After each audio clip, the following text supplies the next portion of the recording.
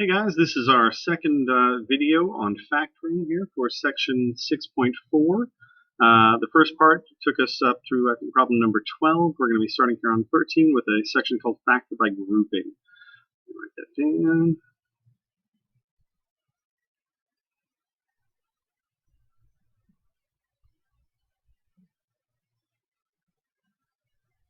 All right, so with this one here, the key that you're going to see that will let you know that you're going to be factoring by grouping is that these problems are generally going to have 4 terms in them. So let me put down problem number 13 here. So we've got x squared plus 2x plus xy, and then plus 2y. All right, so the idea here is that we're going to group these into pairs and factor out GCF. That's our first step. So we're going to rewrite the problem. Please always rewrite the problem, especially when there's a minus in the middle, with the set of parentheses here to group. Don't just add the parentheses in, because it'll definitely make a mess when you have a negative sign in the middle, which we'll show you in a moment. Okay, at this point then, with this pair, I'm looking for the GCF. Well, this is x squared, and that's 2x, so x is the greatest common factor for this one. So I'm going to factor x out. X times another x gives me the x squared. X times 2 will give me the 2x. On this side, common factor would be the y. So we will factor the y out front here, and that'll be times x plus 2. One of the keys to look for here is looking to see that what's in this set of parentheses matches what's in that set of parentheses. If that's the case, then you are on the right track and this is going to work. If it doesn't match, then there's a problem. So that now becomes our common factor for these two terms, which I know sounds weird, but x plus 2 is a common factor for both terms. So I'm going to write x plus 2 as my GCF out front, and then x plus 2 times x plus y. In other words, I'm taking what the insides of the parentheses are, calling that my GCF in the front, and then the other outside pieces become my second term here. Okay, so that's that one. Let's try another one here.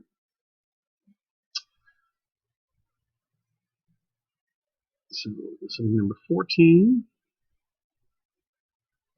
And so this is going to be a cubed minus a squared minus 8a, and then plus 8. Okay, so again, we're going to rewrite this with parentheses. So a cubed minus a squared. Now, in the parentheses here, you should use the minus here, but what follows, we're going to change the signs. So minus 8a. So although this seemed to be a negative before, it'll be positive in here. And where that was plus 8, this is going to be minus 8. And so here's why. When this negative is distributed, negative times 8a gives me negative 8a. Negative times negative 8 gives me positive 8. So this expression is still equal to the first expression. And I know that's kind of a mess, but that's what happens when the negative shows up here. If you're going to group after the negative, then you have to change the signs of what follows. Okay? Looking for common factors here, looks like a squared is going to be our greatest common factor for those two. A squared times, well, I multiply it times a to make a to the third, and then minus 1 will give me that a squared. And then minus, common factor here is definitely going to be an 8.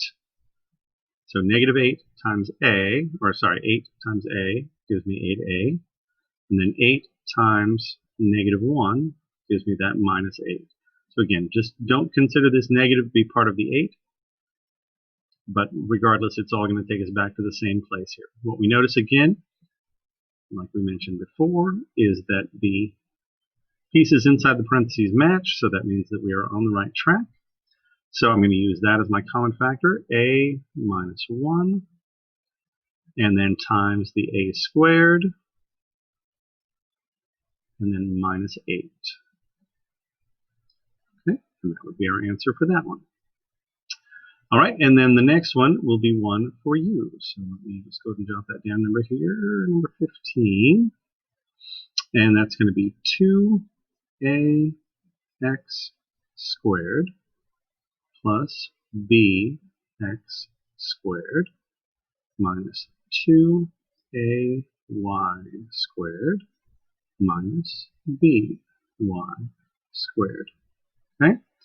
So remember again that this negative means that what follows when we put parentheses, you'll have to change the sign of this second piece here so that it is equal to the original. Okay, so that'll be one for you to do.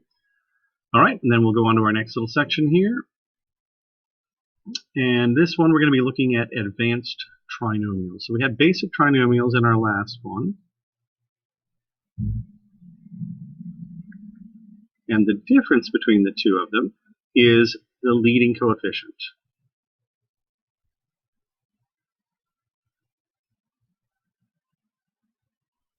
All right, so here's an example. We're on number 16 here. And we have 2x squared, and then minus 5x, and then minus 3. Okay?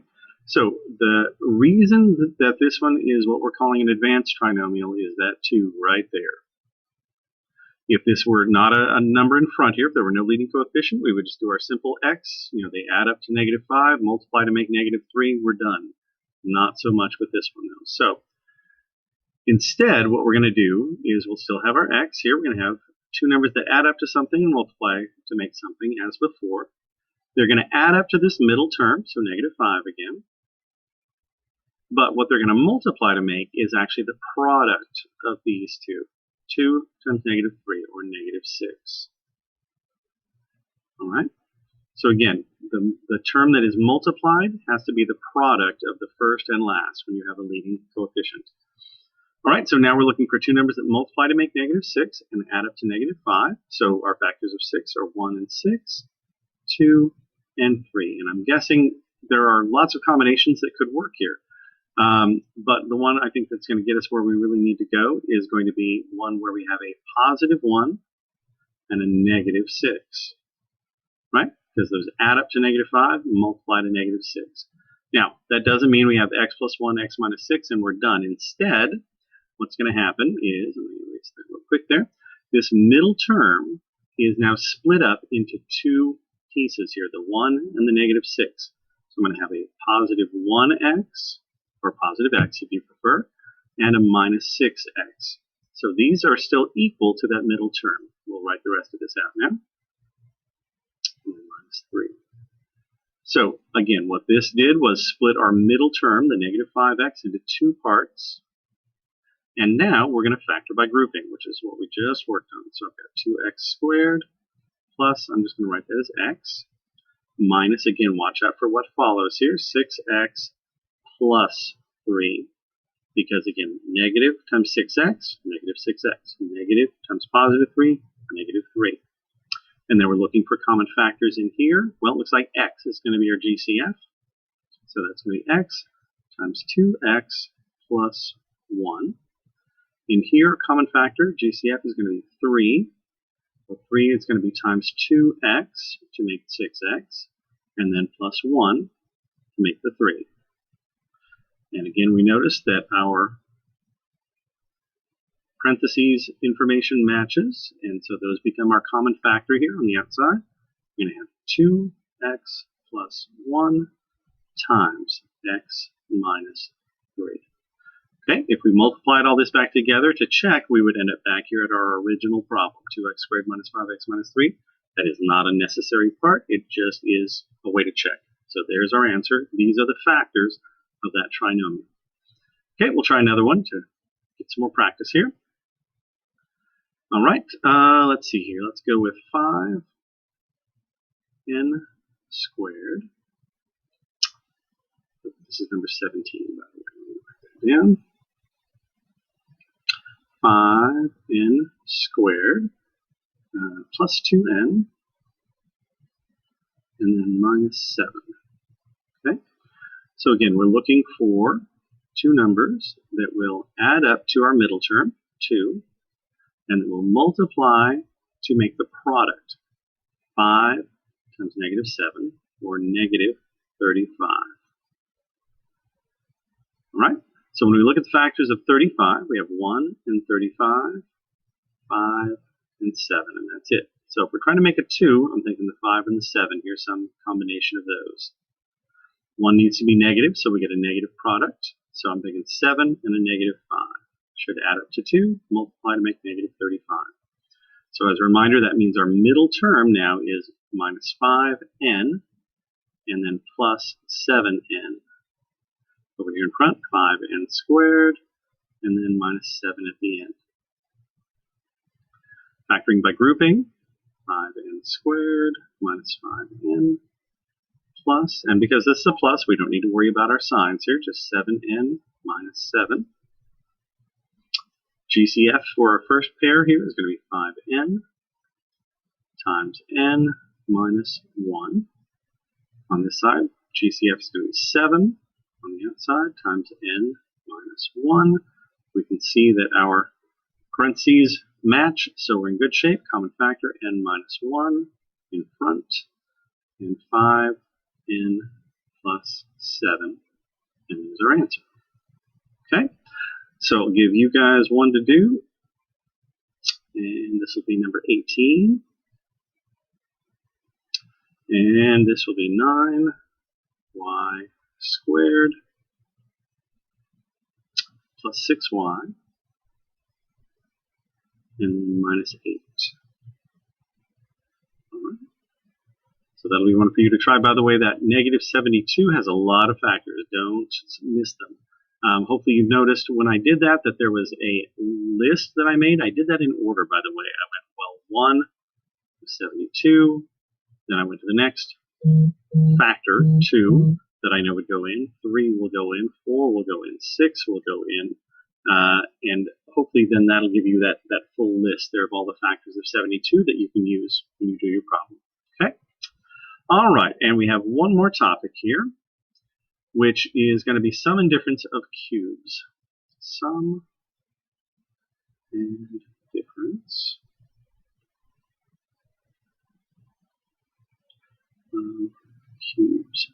So this one will be a new one. I think hopefully everything else that I've covered so far should be review from Algebra 1, but I don't think you've worked on sums and differences of cubes as special factoring patterns. So first thing is, what are cubes? Well, cubes are going to be numbers that are perfect cubes. When you think of perfect squares, there are also perfect cubes. So, for example, 1 to the third power is a cube, just 1. 2 to the third power is 8. 3 to the third power is 27. 4 to the third power, 64. 5 to the third power, 125. And by the way, that should be a 4. So this list here, 1, 8, 27, 64, 125, of course there are more. I don't think we need to go too much deeper though, but these are numbers that you need to recognize. These are numbers that will show up in these problems over and over again. So when we see those numbers, that should be a clue that we're going to be dealing with cubes. And then also, of course, the exponents are going to be to the third power when we're dealing with our variables. So let me show you an example here of what we're looking at to recognize. Let's see here. So number 19, we're going to look at 27x cubed and then plus 64. So we notice that the numbers that we're dealing with here both are perfect cubes, and this is x cubed. So we have a perfect cube on the left, perfect cube on the right. This is what we call the sum of cubes. The pattern that we use for this follows this little pattern here. So we have a cubed plus, oops, that's supposed to be a plus, not a t, plus b cubed equals a plus b times a squared minus ab plus b squared. Okay, take a quick look at the signs here. I'm just going to kind of highlight this real quick. So plus, minus, plus. The last one is always plus in these patterns here. So sum of cubes gives us plus, minus that follows. And we'll talk about the other one here in a moment. So what does all this mean? It means that our first term being a perfect cube, we would say that the a cubed is the 27x cubed. But our a, meaning the cubed root of all this, would be cube root of 27, which is 3, cube root of x cubed, x. So that represents the a value that is cubed to give us 27x cubed. On the other side, the 64 is our b cubed. So b must be the cube root of 64, or 4. So then we just have to plug everything into our pattern here. So for our a plus b, that's going to be 3x plus 4. For our a squared, 3x squared would be 9x squared, minus ab would be minus 3x times 4, or minus 12x, and then plus b squared would be plus 4 squared, or plus 16. Okay? So I know that that is a lengthy little problem there. I'm going to do a second one here to hopefully clear this up a little bit as well. So let's see, let me get rid of this piece here. Okay, so looking at the next one here, this is going to be number 20. We have 40 x to the 4th minus 5x. Well, already I'm not seeing anything that looks like cubes, right? Now, neither of these numbers, there's nothing to the third power. However, remember again that the first step we always should take is to look for common factors. In this case, 5 can go into both of these, x can go into both of these as well. So we have 5x as a common factor times, it's going to be 8x to the 3rd minus 1. And so now what we see here with this 8x to the 3rd, perfect cube, 1 is a perfect cube. So we have this difference of cubes. The pattern for that is, let's see here, if I have a cubed minus b cubed, but that's going to be a minus b times a squared plus ab plus b squared. Okay, so quick reminder here again with our signs. When this one is a minus, the first one is a minus, and the second one is a plus. The last one always is positive. Okay, so if this were a cubed plus b cubed, we'd have plus, minus, plus. For a cubed minus b cubed, we'd have minus, plus, plus. So please keep that in mind when you're memorizing your formulas. All right, so looking at our values here now, a cubed is represented by this 8x cubed. So a would be the cube root of that, which would be 2x. For the 1, if b cubed is 1, well, b is also 1, because the cube root of 1 is itself, it's 1. So when I follow my pattern here, which is this a minus b times a squared plus ab plus b squared, I'm going to have a minus b would be a, 2x, minus b is 1. Then for my a squared, 2x, if I square that, gives me 4x squared, plus ab, so plus the product of 2x times 1, which is in this case just 2x, and then plus b squared. Well, 1 squared is just 1, and that would be my answer. Okay. I know that these are a little complicated. Remember again that you can look online on our interactive textbook, look up factoring sum and difference of cubes on YouTube or anywhere else that you'd like to find some other examples of these. But I'm going to leave you with one last problem here, which is the one for you to do. And this is going to be 8x cubed minus 27. Okay, so I think you can probably already figure out from the minus that we're going to be looking at this difference of cubes factoring pattern, and it doesn't look like we have any common factors to deal with, and we're in good shape. Okay, I think that is it for today, and then you will be doing the lesson that is assigned on Canvas. Make sure to do your work on your own paper. This is part of your assignment to have all the notes and the problems done with it, and then the remaining part will be stuff from our book. I hope that helps. Feel free to send me an email if you need additional support. Have a great day.